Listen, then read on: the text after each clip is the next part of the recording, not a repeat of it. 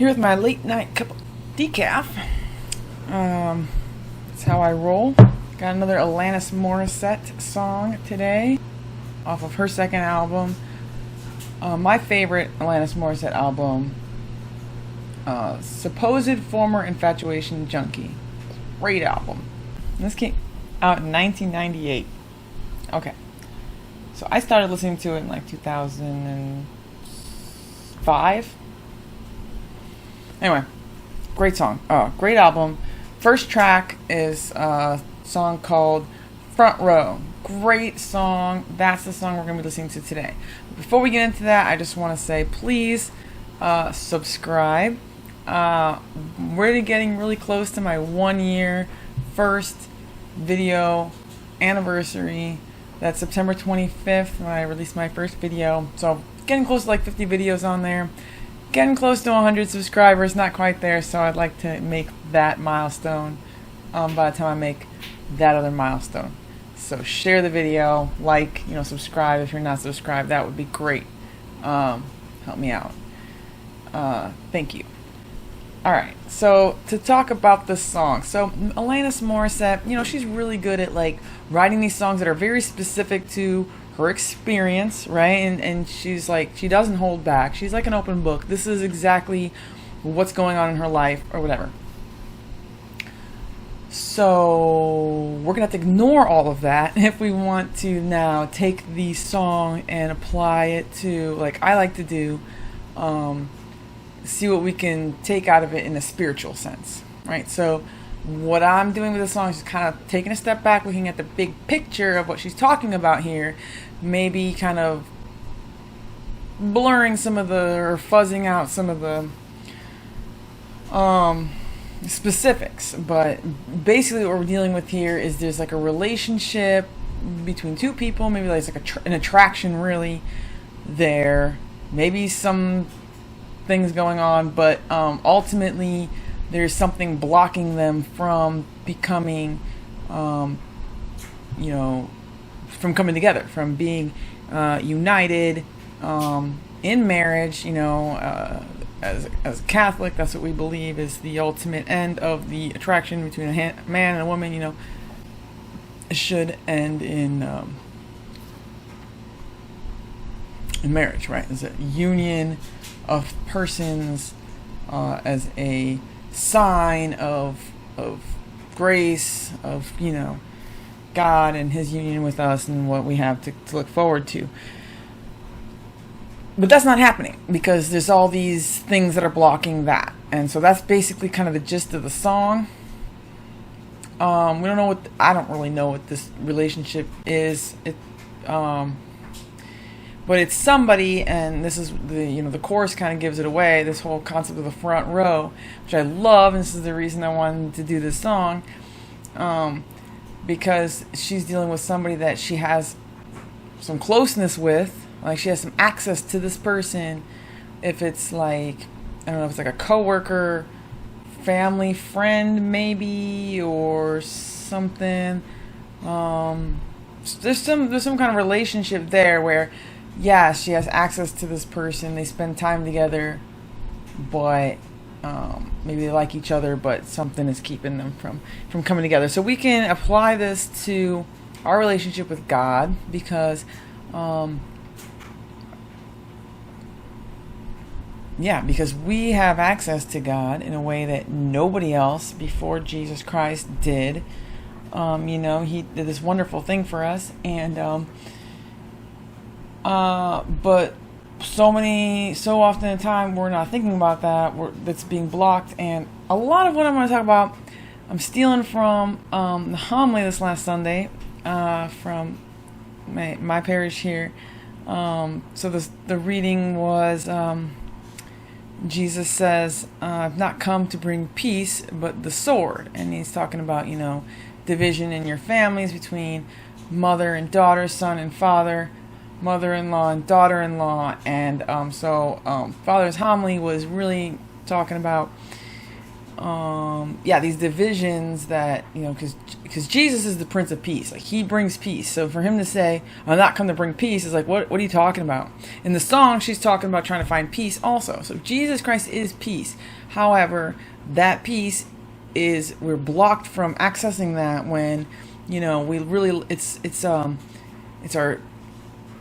selfishness and pride really that kind of is what's blocking a lot of the time. So, blocking our relationship with God and our relationship with each other and in society. That was kind of the synopsis of his homily, and I think it fits with what's going on in this song. All right. Got a lyric video here because, again, not always going to get the, the big hits here on my channel. I like to do deep cuts. This is one of those. So we'll get the lyric video. I know he's blood, but you can't still turn him away. You don't owe him anything. Do you go to the dungeon to find out how to make peace with your days in the dungeon? Writing a letter to ya didn't make me feel any more peaceful than how I felt when we weren't speaking. Because I didn't come up to what I did. I can't love you because we're supposed to have professional boundaries. I'd like you to be schooled in an arm as though you were kissed by God. Full on the lips. So she's talking about trying to find peace. First she says, "Do you go to the dungeon to find out how to make peace with your days in the dungeon?" And I don't know if she's trying to be sarcastic, but this is actually what we do. As Catholics, this is what we do. We go into the desert. It's usually the terminology we use. Jesus went into the desert. And it's a spiritual exercise, right? It's like these spiritual exercises to help us to grow in our relationship with God, right? So that's good. And then she talks about, writing a letter to you didn't make me feel more peaceful than how I felt when we weren't speaking. And then she explains exactly why, because I didn't cop to what I did. So, okay, first thing that might be blocking our relationship with God is, one, not repenting, right? So that's important. We have to humble ourselves, pride being the root of all sins is going to be the root of everything that's blocking our relationship with God, right? So, and that's what's going to keep you from, turning to God with your, and, admitting your faults, doing like an examination of conscience, this kind of thing. So, obviously she's talking maybe with another person, but like in this analysis, I'm thinking, well, maybe we could think about it like she's kind of maybe having this internal conversation. Or it could be with somebody else, but the idea is this is one of those things that's going to block your relationship with God. She says, "I can't love you," because we're supposed to have professional boundaries. So that's like those boundaries, those divisions that we put up, and that blocks, our ability to love, God and one another.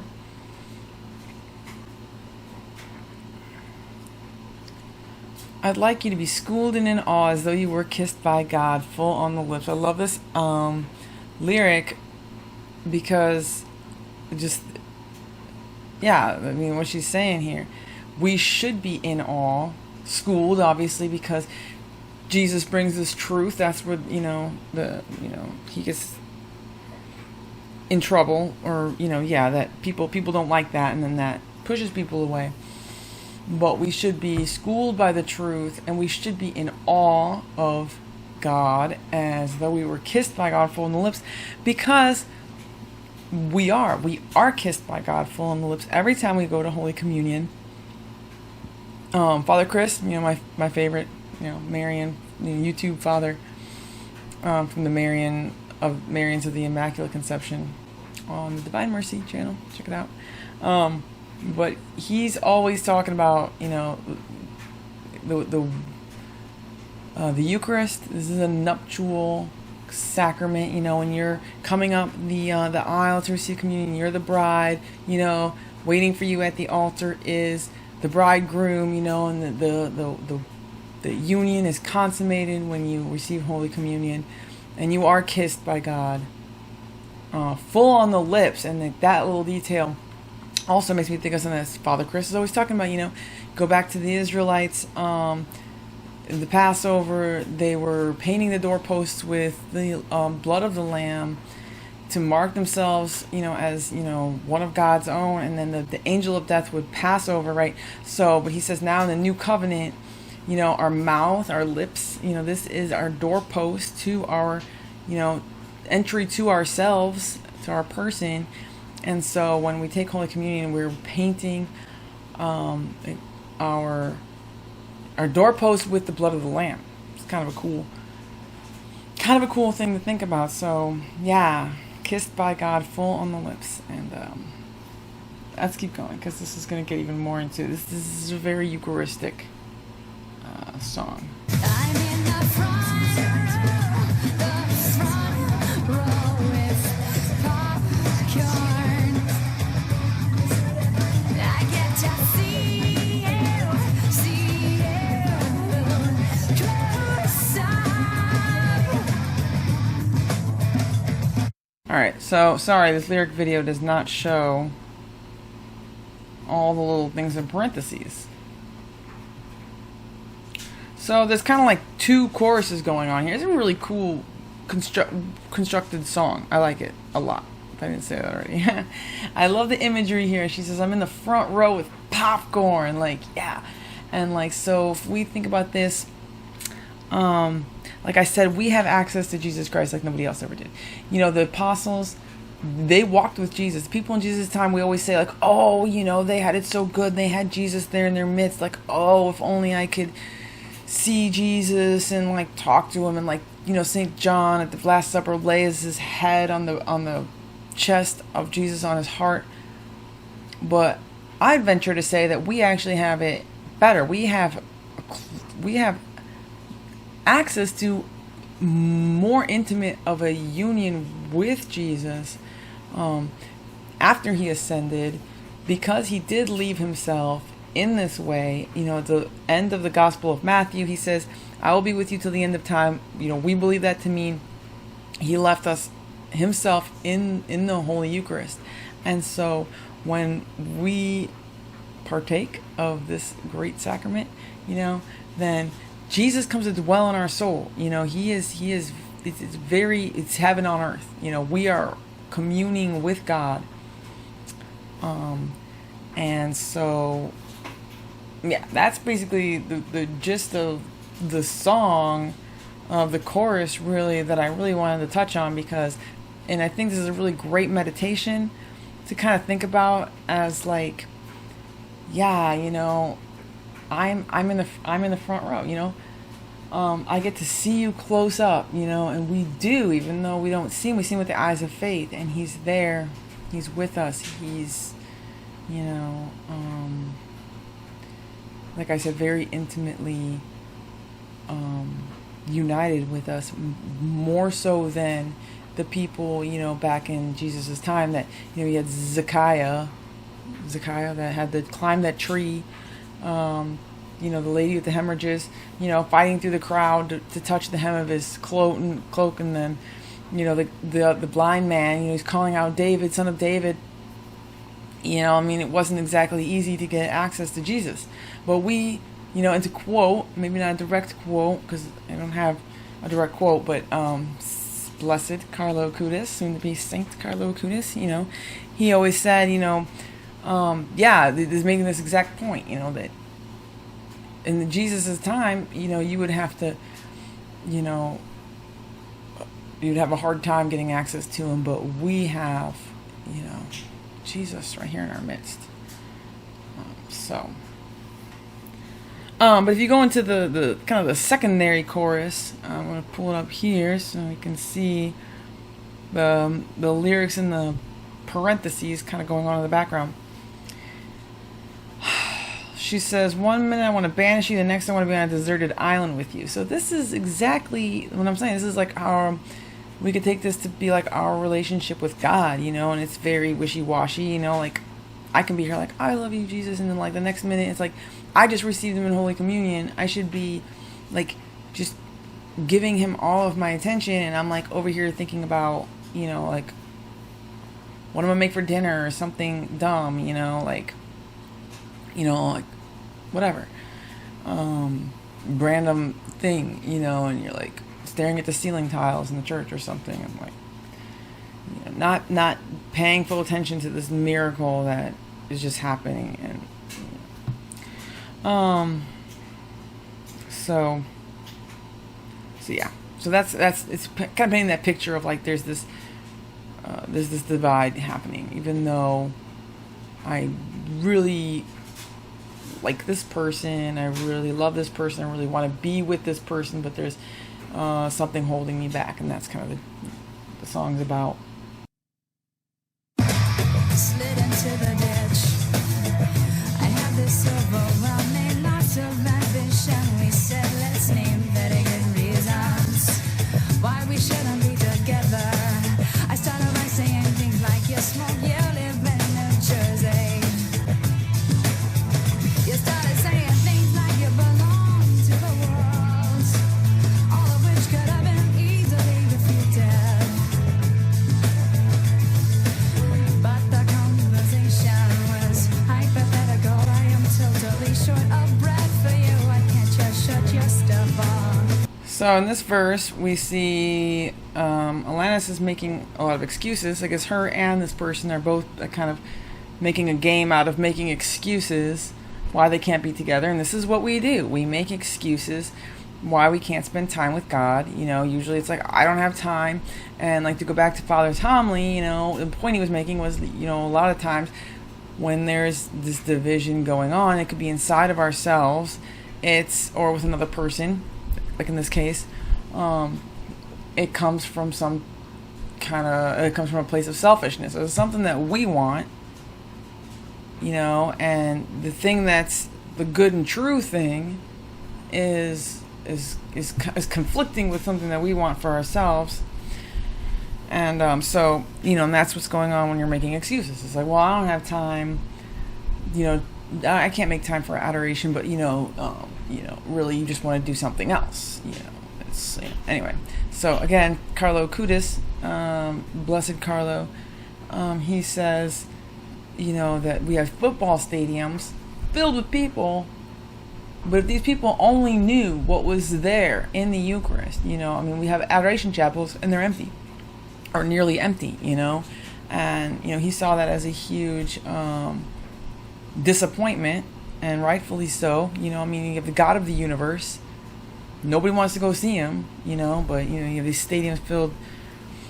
Fortunately, we have had times when there's stadiums filled for Jesus, like the National Eucharistic Congress was one of those times, very beautiful. Coming up next month, we have our own little, not little, it's pretty big, thing going on here in the diocese, Eucharistic Encounter, so I'll be part of that. So look forward to maybe a video about that with my daughter again, like some cool thing that we're doing. It's just like our local Eucharistic encounter. It's going to be filling a stadium with people for Jesus. That's cool. For the Eucharist.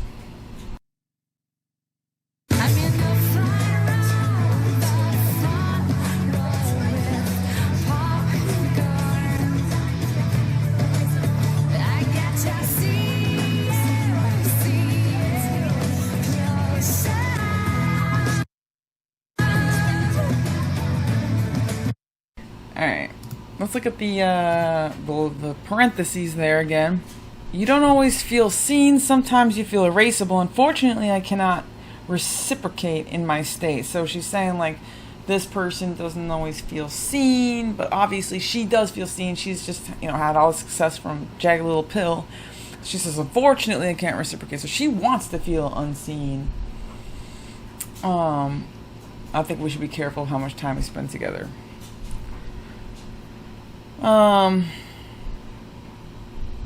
So I think this is going to get kind of more into it in the next verse, but there starts to be kind of evidence of some self-centeredness going on here.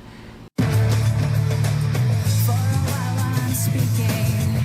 You know how much I hate to be interrupted. Maybe spend some time alone. Fill up your proverbial cup so that it does not always have to be about you. I've been wanting your undivided attention. I like the fact that you're nothing like me. Are you not burdened by the lack of perspective people have of your charm like seemingly? All right. So in the verse there, or in the chorus there with the parentheses, we see a little bit of maybe some jealousy, right? Because she's like, oh, well, you always feel seen, but unfortunately I can't reciprocate. So she's like, she's wanting what he has. So that could be, one of those things. But then it kind of goes on to touch on. Now she's kind of blaming this person, and again, we could see this as like maybe an internal conversation, or even if she's talking to somebody else. Maybe a reflection on herself, because she's kind of calling him out as being maybe a little bit self-centered, narcissistic. You hate to be interrupted. Maybe, and there's some good advice here, though. Maybe spend some time alone. Not bad advice. Fill up your proverbial cup so it doesn't always have to be about you. That's exactly right. If we're filling up on God, on God's grace, then it doesn't always have to be about us. That's going to make us more Christ-like the more that we open ourselves up to His grace and be transformed by Him. Then, Christ is the opposite of being selfish or, all about Himself. He's, wanting to pour Himself out, right? Every last drop of blood. So, fill up on Jesus, and then it doesn't always have to be about you. You can kind of let go of that, need to be, all about yourself. But what I'm saying here is that she's kind of accusing him of being the self-centered and stuff. But I think at the same time, she's kind of showing herself to be what she's accusing him of being, right? Because she says,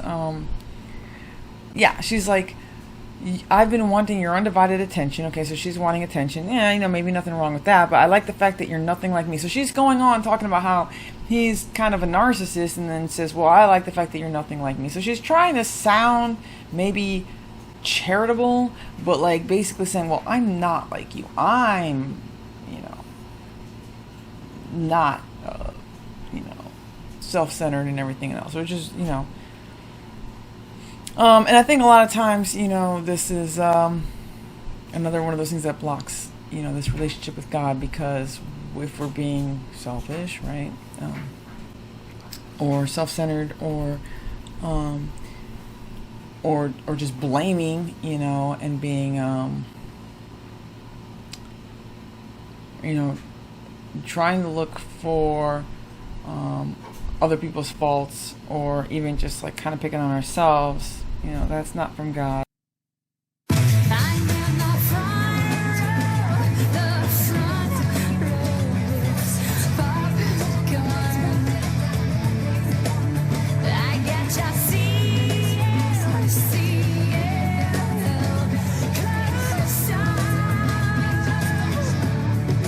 Here in the parentheses again, you never meant to be ungrateful. So she's like calling this person ungrateful, but then at the same time being like, kind of being charitable again and trying to give him an excuse.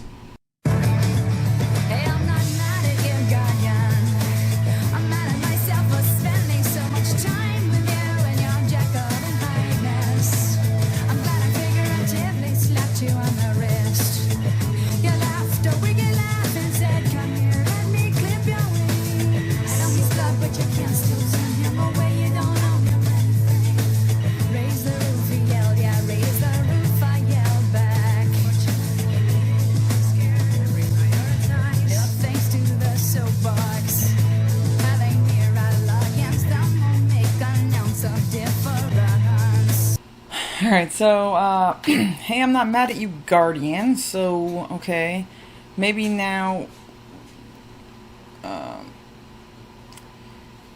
we can kind of focus back on that gospel reading where he's talking about, I've come to bring the sword between, he says father will be against son, mother against daughter, because, I don't know, guardian, she's kind of like more focusing on maybe this aspect of the relationship or something, where, because she says then, you laughed a wicked laugh and said, come here, let me clip your wings.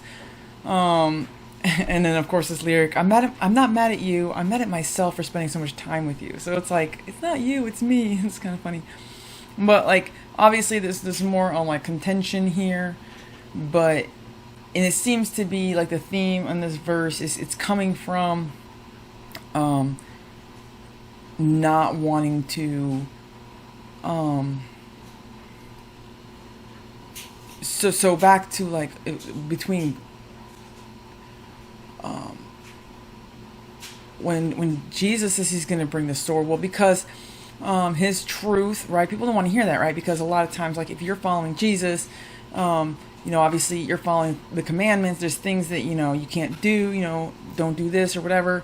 And I think that we can kind of, like, see that in this, like maybe she's not wanting to be told what to do, the comment about, let me clip your wings. It's like not really exactly jiving with that. And then that's honestly probably the number one thing between when, these divisions come between family. And then we go back to that lyric. She says this in the beginning, and then she repeats it here. I know he's blood, but you can still turn him away. So really no clue how that fits into the song. Something to do with this relationship. But for what we're talking about, this is the father and son, the mother and daughter, the blood relationships that get torn apart because of Jesus. Because a lot of, like I was saying, like probably the majority of the times that happens is because, one person decides to follow Christ and the other person isn't, and that can cause a big division. But the real reason that it does is because people don't want to follow Jesus because they're again selfish. They don't want to do, they don't want to give up what they want to do. And, and this way of life means I can't do this, they choose to, serve this other master. And a lot of times, you don't even have to, you don't even have to say anything. You don't have to say to somebody in your family, like, oh, hey, you shouldn't be doing that. Hey, I'm a Christian now, so I just got to point out, everything you're doing is sinful. Like, you don't even have to be that person. You just start living a life, following Jesus. Maybe you're cutting out things out of your life that you don't want to, do these activities. And you're, bettering yourself or whatever, as people say. And that's going to cause strife, like, every time, because people see it as an attack on them if they're still doing those things. They're like, oh, okay, so, obviously you're not cool with that. Or it could be the fact that you are coming out and saying stuff about it,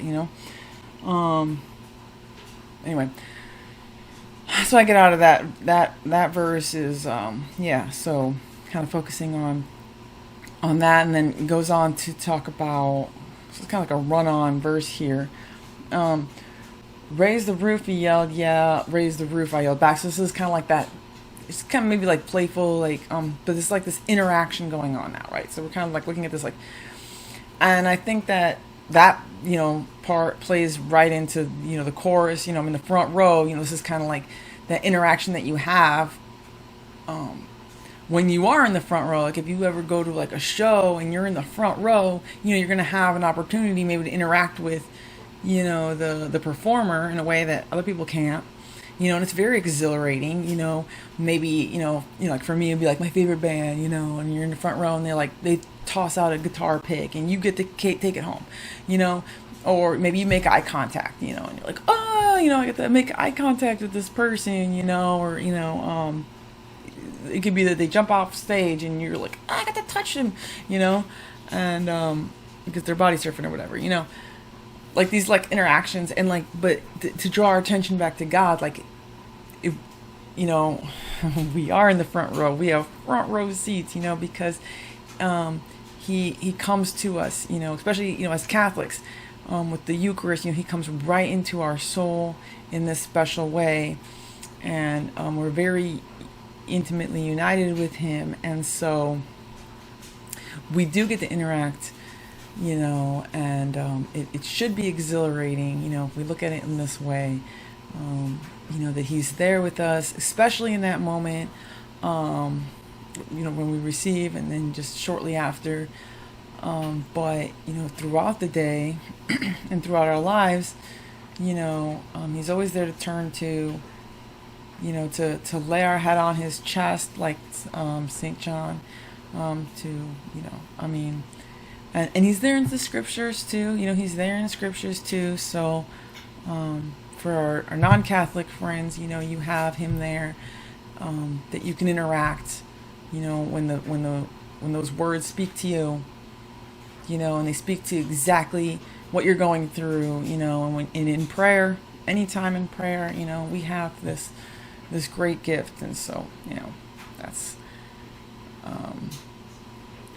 but then, like, as she says here, sometimes, unfortunately you need a health scare to reprioritize. And sometimes, and that's the other thing, it's like God knows us better than we know ourselves. So sometimes we put ourselves in that dungeon, right? Like from the first verse, as a spiritual exercise. Sometimes God puts us in that dungeon. Sometimes God, chooses these things to help us to, come along the way here.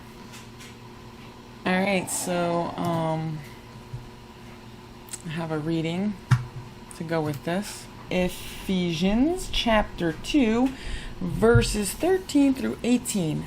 But now, in Christ Jesus, you who were once far off have become near by the blood of Christ. For he is our peace. He who made both one and broke down the dividing wall of enmity through his flesh,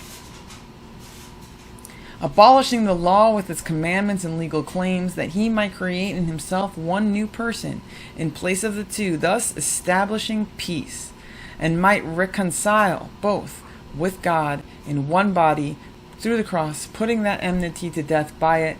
He came and preached peace to you who were far off, and peace to those who were near. For through him we both have access in one spirit to the Father. Of course, the both he's talking about, because he's talking about the Gentiles and the the Israeli people, the community of Israel, I guess, as they put it here. So yeah. I hope you enjoyed the video. Maybe there's a little bit of a motivation next time you go to Mass. Sit in the front row and really get that, kind of feel for, that enthusiasm for what's going on, and just kind of, maybe think about this song or this concept, in the front row. It's popcorn. My popcorn here, so, late night snack while I work on my video. God bless.